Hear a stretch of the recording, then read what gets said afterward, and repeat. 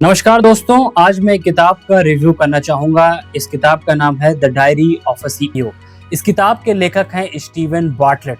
Steven Bartlett एक British entrepreneur हैं और वो थर्ड वेब और फ्लाइट स्टोरी जैसी कंपनियों के मालिक हैं जिसकी वर्थ $1 बिलियन से भी ज़्यादा है।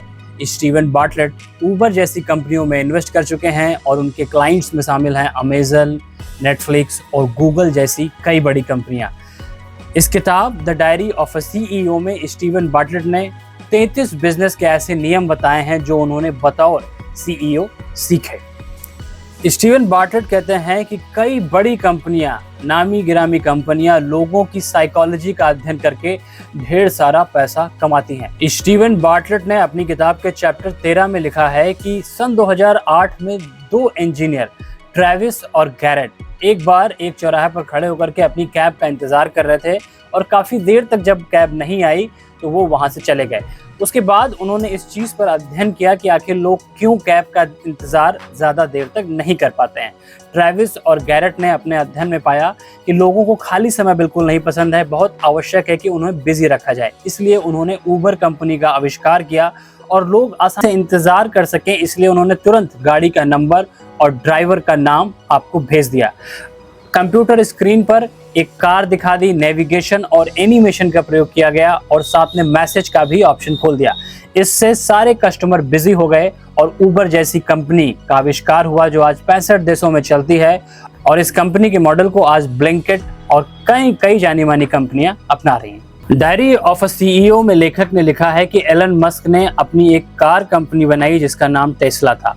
उन्होंने इस कंपनी का प्रचार ये कहकर किया कि वो अपनी कार में जानवर की खाल की गद्दी का इस्तेमाल नहीं करते हैं, जबकि ऐसी कई कार कंपनियां हैं जो अपनी कार में जानवर की खाल का इस्तेमाल नहीं कर सकती।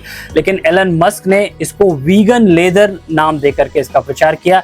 इससे पर्यावरणविदों के बीच में इस कार को काफी सराहा गया और उनकी कार का प्रचार अपने आप हो गया। दोस्तों, जापान की ट्रेन में हमेशा से साफ सफाई रहती थी, लेकिन एक बार ऐसा हुआ कि लोग लगातार कंप्लेन करने लगे कि यहाँ की ट्रेन में बहुत गंदगी रहती है।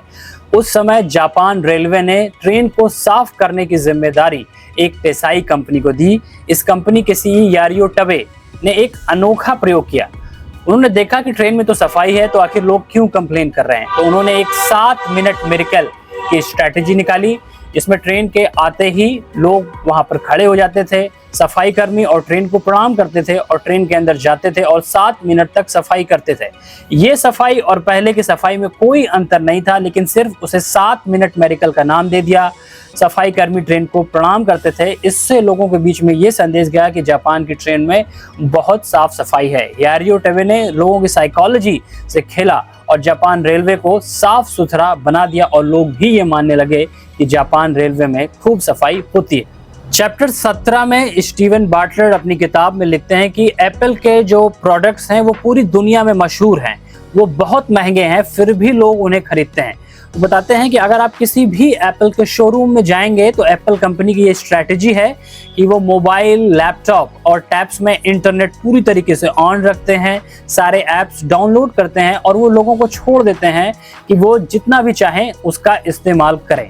एप्पल कंपनी के अंदर सेल्समैन को ये खास इंस्ट्रक्शन दिए जाते हैं कि अगर कोई आदमी 1 घंटे तक भी लैपटॉप को चलाता है तो उसे परेशान ना किया जाए, उसे टोका ना जाए, क्योंकि एप्पल कंपनी का मानना है कि ऐसा करने देने से कस्टमर की आदत पड़ जाएगी, वो उसे उपयोग करने से अट्रैक्टिव होगा और वो फिर कितना भी महंगा हो उसे जरूर खरीदेगा। स्टीवन बार्टलेट के द्वारा लिखी गई ये किताब the diary of a CEO 4 भागों में लिखी गई है। पहले भाग में ये बताया गया है कि किस तरीके से बिजनेस को आगे बढ़ाने के लिए आपका स्वयं का नॉलेज, स्किल और टैलेंट बहुत जरूरी है। दूसरे भाग में लेखक ने बताया है वो सारे अनुभव जो उन्होंने बतौर सीईओ रहते कई कंपनियों में सीखे। तीसरे भाग में वो बिजनेस की कई फिलॉसफीज की बात करते हैं जिसको अपनाना बहुत जरूरी है। चौथे भाग में स्टीवन बार्टलेट टीम के बारे में बात करते हैं। वो बताते हैं कि किस तरीके के लोगों को टीम में रखना चाहिए और किस तरीके के लोगों को टीम से निकाल देना चाहिए। स्टीवन बार्टलेट ने डायरी ऑफ अ सीईओ में लिखा है कि वो लोग जो कंपनी के अंदर निगेटिविटी फैलाते हैं और दूसरों को डिस्टर्ब करते हैं, उन लोगों को कंपनी से तुरंत फायर कर देना चाहिए। इस बिजनेस के तमाम 33 नियमों को विस्तार से जानने के लिए आप पढ़ सकते हैं स्टीवन बार्टलेट के द्वारा लिखी गई किताब the diary of a CEO.